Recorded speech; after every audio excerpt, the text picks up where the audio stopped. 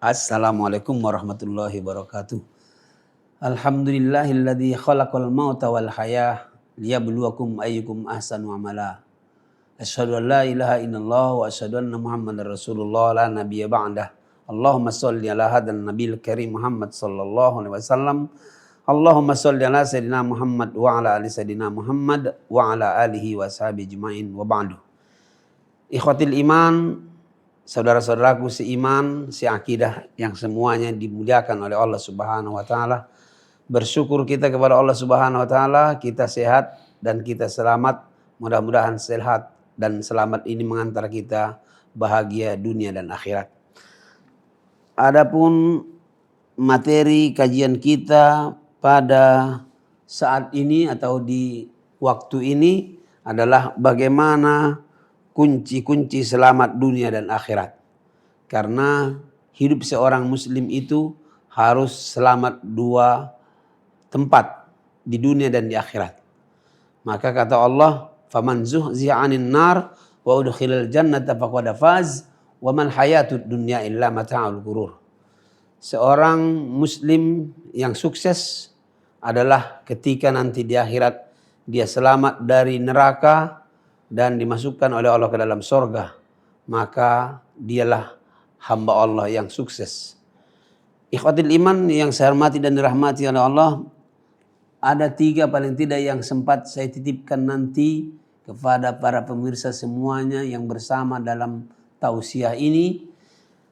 Di antara kunci-kunci keselamatan, kesuksesan hidup dunia, hidup di akhirat nanti yang kekal abadi. Kalau hidup di dunia ini paling-paling 80 sampai 90 tahun lah. Kalau sudah di atas 90 tahun namanya luar biasa atau jadi hamba Allah yang agak langka tapi nyata. Tapi yang kekal abadi, yang tak kati ujungnya batasnya adalah akhirat. Maka kehidupan ini kalau bisa kita tercapai dua-duanya. Bahagia dunia, bahagia akhirat. Di antara kunci yang pertama adalah langkah yang pertama memahami tujuan hidup. Fahmu gordul hayah. Biar manusia itu sukses di dunia, sukses di akhirat, dia harus memahami tujuan hidupnya. Bahwa hidupnya bukan hanya sekedar hidup.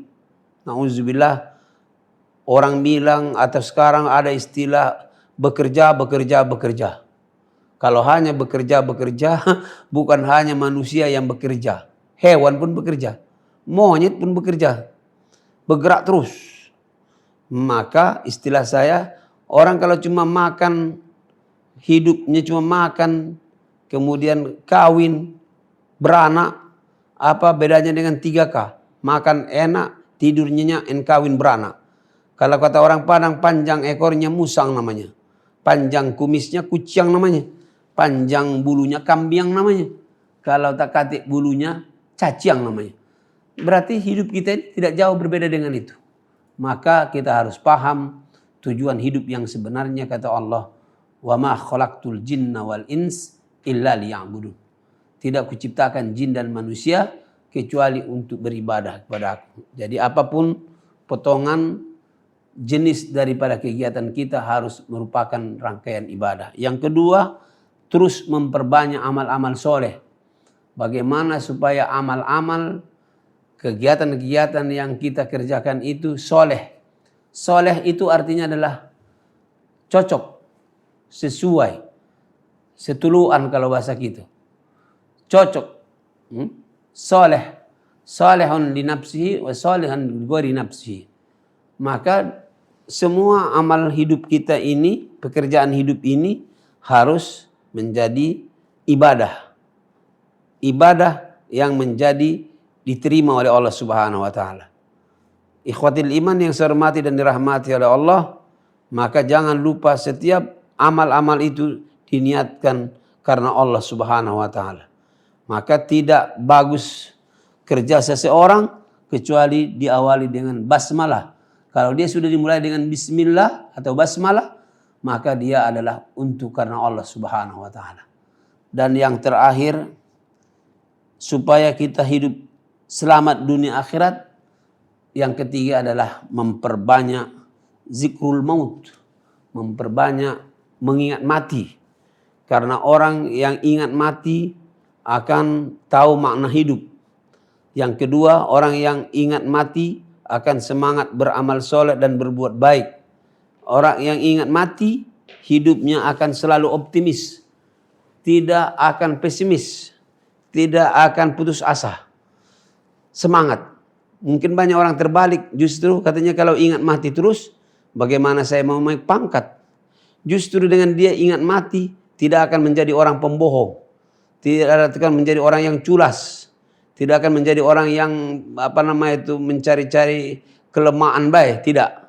Dengan ingat mati, maka insya Allah dia berusaha supaya hidupnya optimis, karena masih ada kehidupan setelah kematian.